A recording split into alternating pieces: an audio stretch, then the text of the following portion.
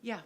I just want to say that I love your philosophy of writing for that Long Island couple that comes to New York once a year and wants to spend their money and get served well and not patronized.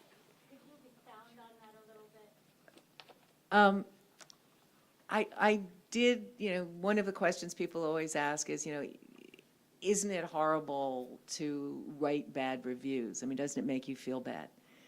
And I have to say one of the worst moments of my life was right after Tender at the Bone came out. I was on book tour in heavy disguise, and I was in New York, and a man came up with a 7-year-old boy, and instead of asking, he was in line to have the book signed, and instead of asking me to sign his book, he just said, I want you to look at this little boy. I was the chef at his restaurant I had completely slammed, and now I don't have a job. And it was like, but it was a horrible restaurant. And I think there are probably people who get a big kick out of writing bad reviews. I never did. But I kept a photograph on my desk of a couple who I just invented them, but I pulled it out of a magazine. But they were a young couple who saved up all year. They could afford one meal a year, which was what Doug and I could afford. When we lived in Berkeley, before I started writing restaurant reviews, my parents sent us a check on my birthday every year, which was the only time we ever went out to eat. And I imagined this couple having saved up and going to a restaurant that I had hedged I pulled my punches on it, and I'd said it was better than it was. And they spent a horrible evening in a pretentious restaurant with bad food. And every time I hesitated to say the truth as I saw it, I'd look at the picture of them and think I owed it to them to tell the truth. And after all, they were the ones who were paying my salary, not the restaurants. And one of the things I felt very strongly when I got to New York, that I wanted to tell the city of New York, I'm on your side. I am not on the restaurant side. I work for the diners, not for the restaurateurs. And that was a switch. Yeah. Are there any trends from the 60s, 70s, 80s that deserve to make a comeback? Or are they pretty much best forgotten at this point? The question is, are there any trends from the 60s, 70s, 80s that deserve to make a comeback?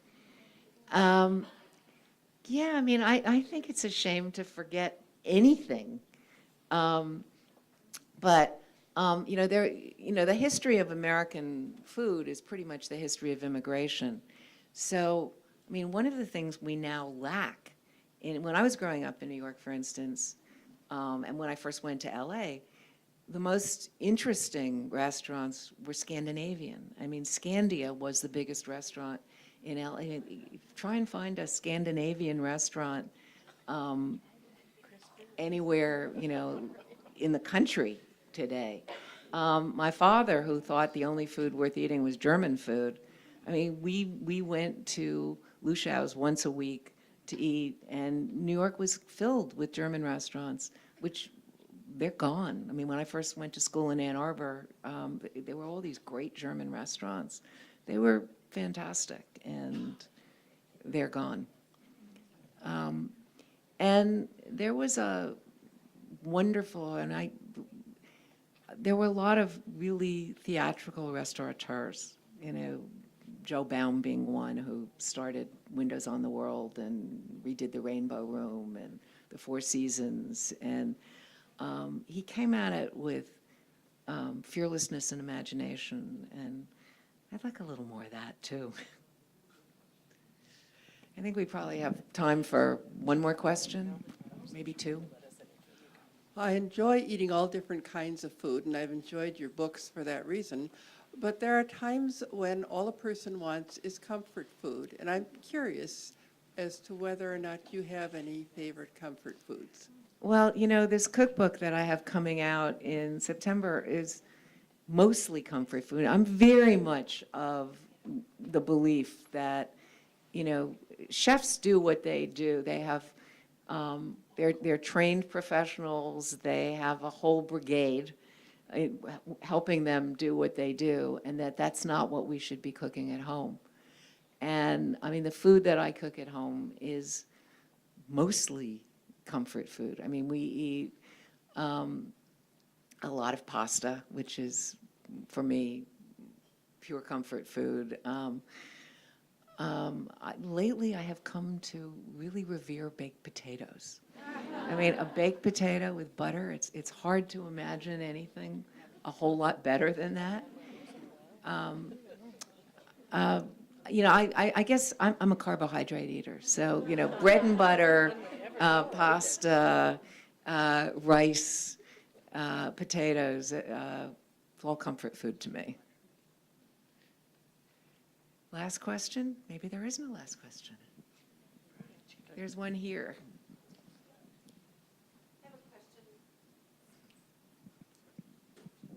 I have a question about kids. Kids, okay. So if you could imagine what you would want our culture to be, food culture to be like for children, what would that be like? Okay, you may or may not know that probably the most commented editor's letter I ever wrote at Gourmet was about kids' food. And I had just read about somebody who had opened a kids' food store. And it was, you know, things that you could put in your kid's lunchbox that he would like or make for dinner that he would like. And it infuriated me. And I wrote this diatribe about how the notion of kids' food is essentially telling children that they don't like what we eat, you know, and that for all of human history until about 10 years ago, children ate what their parents ate, and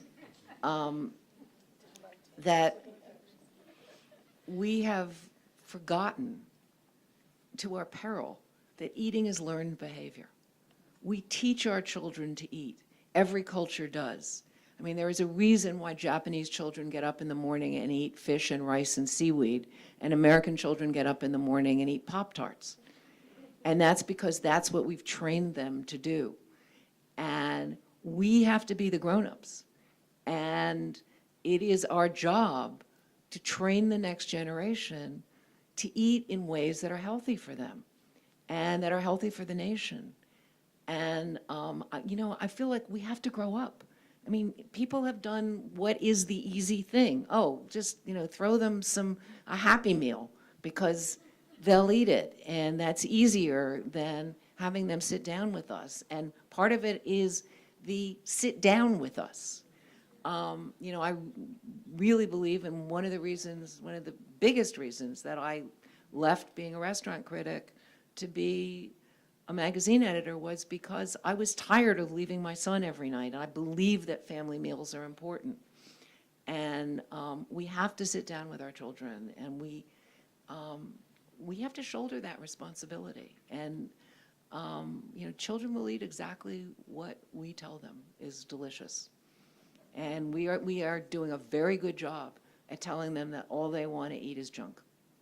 And we have to stop it. And the other thing I would say absolutely is that we have to, how we are teaching them is we are plunking them in front of the TV and allowing advertisers to beam ads about sugary junk at children who are defenseless to protect themselves from those messages. And we have to stop it. Sorry, diatribe again.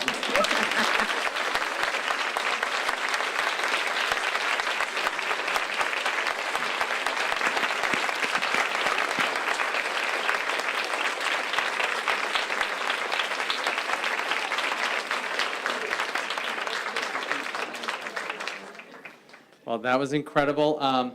Ruth will be outside to sign books and maybe take a couple questions at the table.